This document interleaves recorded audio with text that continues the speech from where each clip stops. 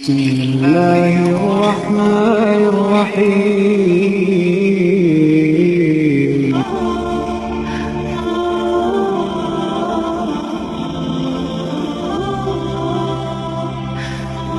الحمد لله وحده والصلاة والسلام على من لا نبي بعده أما بعد فأعوذ بالله من الشيطان الرجيم والكاظمين الغيظ والعافين عن الناس والله يحب المحسنين.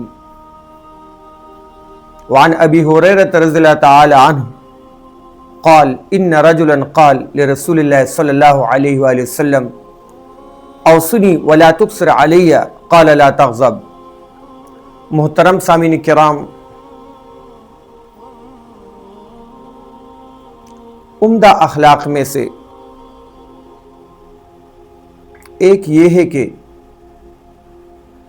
انسان اپنے غصہ پر قابو پا لے،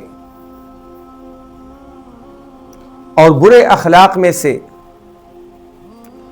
ایک بہت ہی برا خلق، ایک بہت ہی بری عادت وہ یہ ہے کہ انسان بے جا بے محل اور اکثر غصہ کرتا رہے۔ نبی کریم صلی اللہ علیہ وآلہ وسلم کا فرمان ہے وَزَيِّنِّي بِالْحِلْمِ۔ دیکھو اس حدیث میں نبی کریم صلی اللہ علیہ وسلم اللہ سے یہ دعا فرما رہے ہیں کہ یا اللہ وَزَيِّنِّي بِالْحِلْمِ، کہ یا اللہ مجھے حلم کے ساتھ زینت بخش، برداشت کے ساتھ زینت بخش۔ یہ ظاہر ہوا اس حدیث سے کہ انسان کے اخلاق کی خوبصورتی وہ حلم میں ہے، برداشت میں ہے، غصہ کو ضبط کرنے میں ہے۔ محترم سامعین کرام، جس وقت انسان غصہ ہوتا ہے تو اس وقت شیطان اس کے دماغ پر سوار ہوتا ہے، اس وقت وہ شیطان کی بولی بولتا ہے۔ تو جو شخص انتہائی غصہ کی حالت میں شیطان کی بولی بولے گا تو ظاہر ہے اپنے وقار کو بھی کھوئے گا، اپنے آپ کو بھی نقصان پہنچائے گا اور دوسرے کو بھی نقصان پہنچانے کا ذریعہ بنے گا۔ وہ گناہ بہت ہی عظیم گناہ ہے۔ شہوت اور بیجا اور بے محل اور بار بار غصہ کا کرنا۔ شہوت، خواہشات نفس، کھانے کی خواہش، بولنے کی خواہش، عمدہ لباس کی خواہش، مکانوں گاڑیوں کی خواہش، بڑے کاروبار کی خواہش، جنسی خواہش۔ ایک ضرورت ہوا کرتی ہے، ضرورت پر کوئی اعتراض نہیں۔ اللہ انسان کو فراوانی عنایت فرمائے، اس پر بھی کوئی اعتراض نہیں۔ نبی کریم صلی اللہ علیہ وسلم کا فرمان ہے لا باس بالغنا لمن اتقى اللہ عز وجل، کہ اس شخص کی امیری میں کوئی حرج نہیں جو اللہ سے خوف کھائے، اللہ سے ڈرے۔ ظاہر ہے کہ ایسے شخص کی امیری اس کو نفس پرستی میں مبتلا نہیں کر سکتی، کیونکہ یہ اللہ سے ڈر رہا ہے۔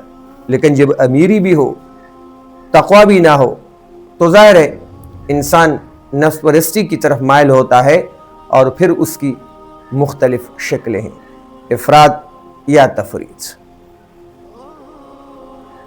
خواہشات کی کثرت کی طرف مائل ہونا یا بالکل جائز خواہشات کو بھی دبا دینا اور ہر لحاظ سے بخیل بن جانا اور مال سے کوئی فائدہ نہ لینا۔ غرض خواہشات انسان کو ہلاکت کے راستے پر لے جاتی ہیں۔ اور دوسرا برا عمل، دوسرا گناہ وہ غصہ ہے۔ بڑے بڑے اچھے لوگوں کے وقار کو غصہ جو ہے وہ ملیا میٹ کر دیتا ہے، اس کو ختم کر دیتا ہے۔ ایک اچھا انسان لمحوں میں نہ جانے کیا کیا بول لیتا ہے اور کیا کیا کر جاتا ہے، اور بعد میں اس پر پچھتاتا ہے۔ اسی بنا پر شریعت مطہرہ میں غصہ کو ضبط کرنے کی بڑی تاکید ہے۔ حضرت ابو ہریرہ رضی اللہ تعالی عنہ سے مروی ہے کہ ایک شخص نے نبی علیہ السلام سے عرض کیا کہ اے اللہ کے رسول، مجھے نصیحت کیجیے لیکن مختصر ہو، اس میں زیادتی نہ ہو۔ نبی علیہ السلام نے فرمایا لا تغضب، غصہ مت کیجیے، غصہ کرنے سے رکیے۔ دیکھو نبی علیہ السلام نے انہیں جو فرمایا کہ غصہ مت کیجیے،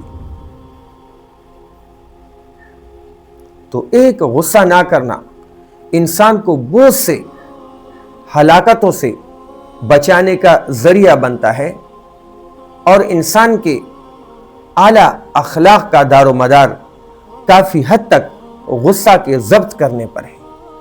اسی بنا پر نبی کریم صلی اللہ علیہ وسلم نے ان سے فرمایا کہ لا تغضب، غصہ مت کیجیے۔ اللہ اپنے محبوب بندوں کی علامت بیان کرتے ہوئے فرماتے ہیں والکاظمین الغیظ والعافین عن الناس واللہ یحب المحسنین، ہاں کہ میرے محبوب بندے وہ ہیں جو غصہ کو پینے والے ہوں، جو لوگوں کو معاف کرنے والے ہوں، جو نیکوکار ہوں، جو لوگوں کے ساتھ احسان کا معاملہ کرنے والے ہوں۔ غصہ پینے والے کو، معاف کرنے والے کو اللہ رب العزت نے اپنے محبوب بندوں میں سے بنایا۔ حالانکہ ہمارے معاشرے میں، ہمارے ماحول میں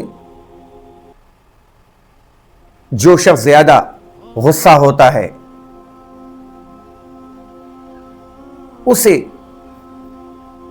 بہادر، دلیر سمجھا جاتا ہے، جو لمحوں میں نہ جانے کیا سے کیا کہہ لیتا ہے، کیا سے کیا کر لیتا ہے۔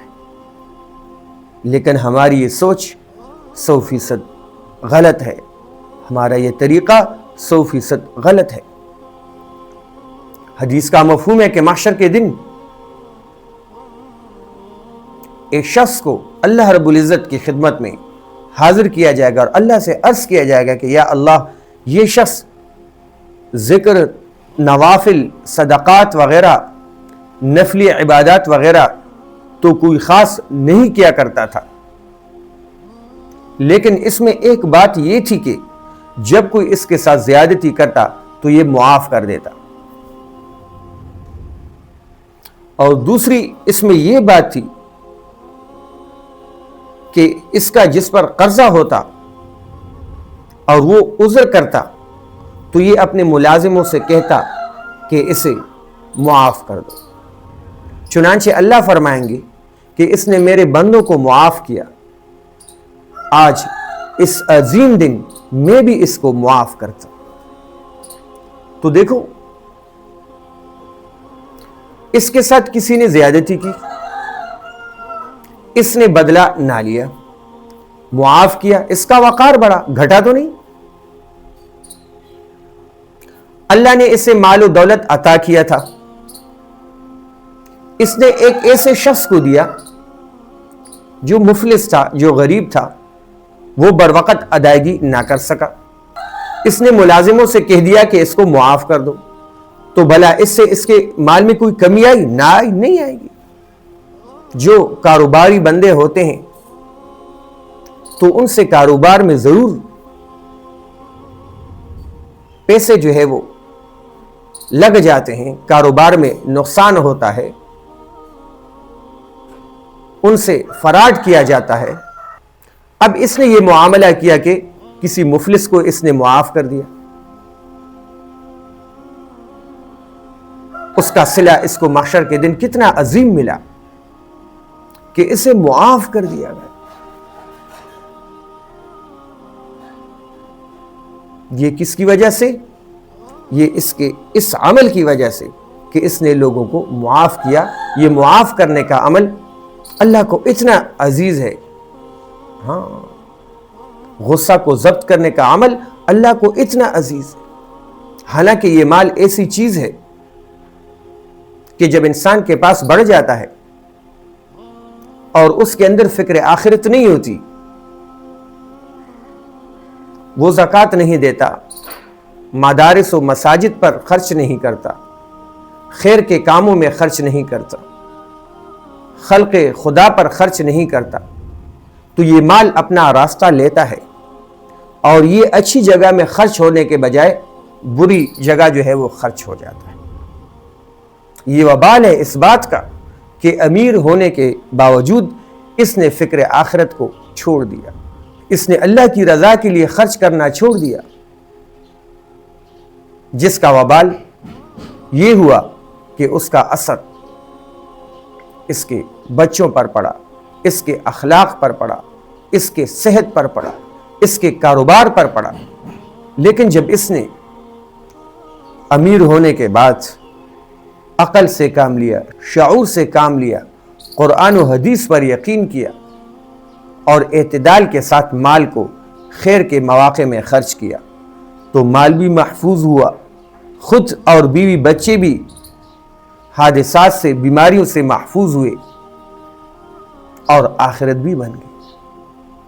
غرض میرے محترم بزرگوں اور دوستوں، غصہ کو قابو کرنا اور اس پر قابو پانا اس کی شریعت میں بڑی اہمیت ہے. جب انسان غصہ ہو جاتا ہے کوئی پتہ نہیں چلتا کیا کہہ رہے، اسے اپنے نفع نقصان کا کوئی علم نہیں ہوتا، اس کی عقل بالکل ٹھکانے نہیں ہوتی، اطمینان اور سکون انسان سے چھن جاتا ہے. لہذا غصہ پر قابو پائیں.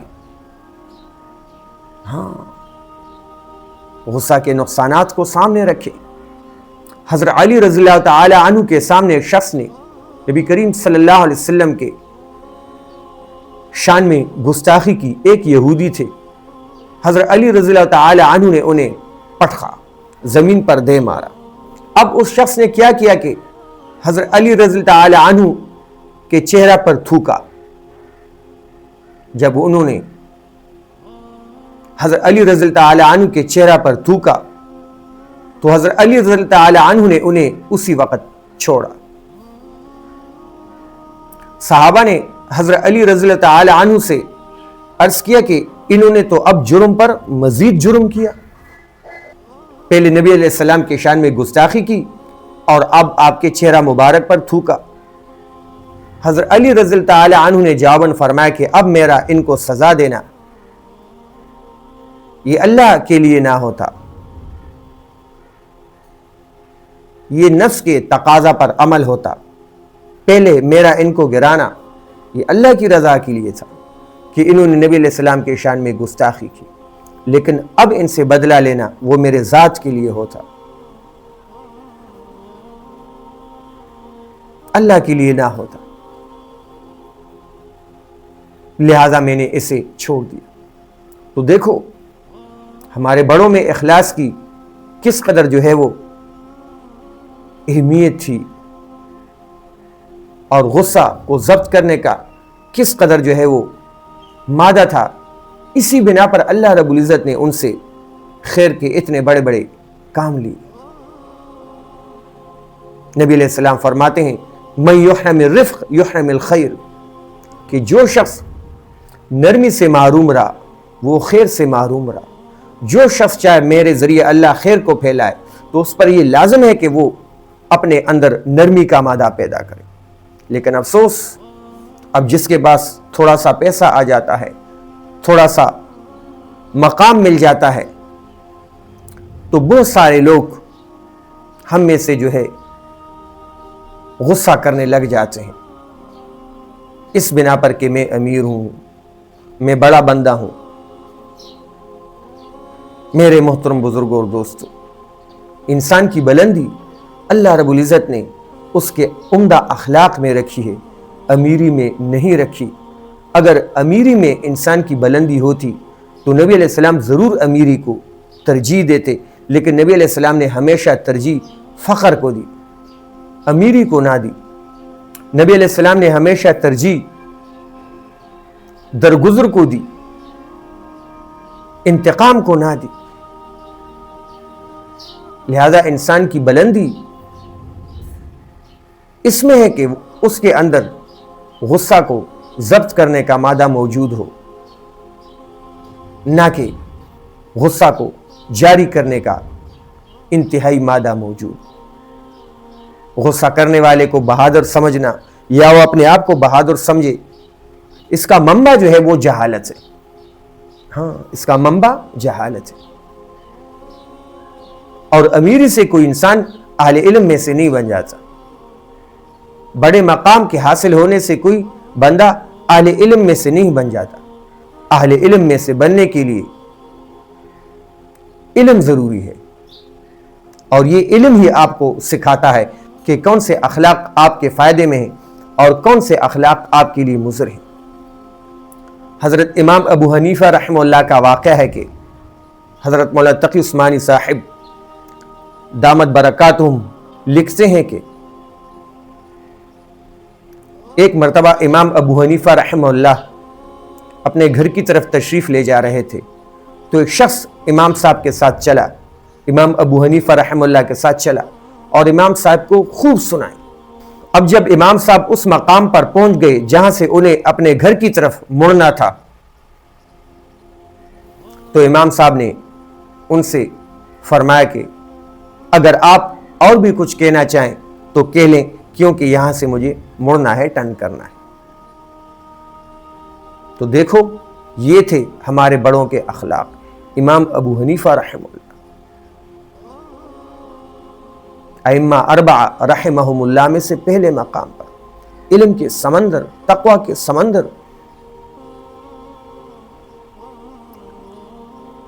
ہزاروں کی تعداد میں ان کے شاگرد، وقت کے امیر ترین شخص، مجال تھا کہ کوئی ان کے سامنے ایک لفظ بھی کہہ سکتا جو اللہ نے انہیں مقام دیا تھا، لیکن اتنے بڑے مقام کے باوجود ان کے اندر اس قدر جو ہے غصہ کو ضبط کرنے کا مادہ، یہ اس پر دلالت کرتا ہے کہ انہوں نے اپنے نفس کو، یہ غصہ کا جو مادہ ہے، اس کو انہوں نے کس قدر مٹا دیا تھا۔ اور ایسے عظیم شخصیت کا غصہ کے مادے کو اس طرح مٹانا، یہ اس بات کی علامت ہے کہ غصہ انسان کے لیے انتہائی مضر ہے۔ بمجبوری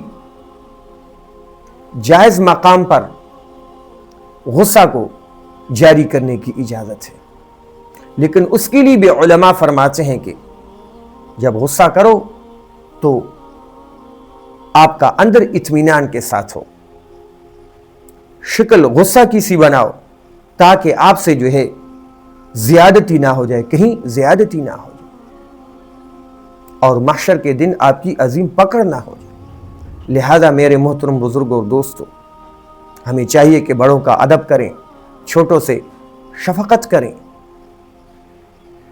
اپنے بیوی بچوں کے ساتھ، ملازموں کے ساتھ، شاگردوں کے ساتھ، پڑوس رشتہ داروں کے ساتھ، دوستوں کے ساتھ حسن سلوک سے پیش آئیں، انہیں درگزر کریں، ان کے ساتھ احسان کا معاملہ کریں، ان کی غلطیوں کو معاف کر کے ان کے ساتھ حسن سلوک کا معاملہ کریں۔ اس طرح انشاءاللہ ہم بھی پرسکون رہیں گے، اور انشاءاللہ معاشرہ بھی بہت ہی بہتر ہوگا، اور انشاءاللہ لوگوں کے دلوں میں اللہ رب العزت اپنے فضل خاص سے ہماری محبت بھی بٹھائیں گے، ہمارا مقام بھی بٹھائیں گے۔ وآخر دعوانا الحمدللہ رب العالمین۔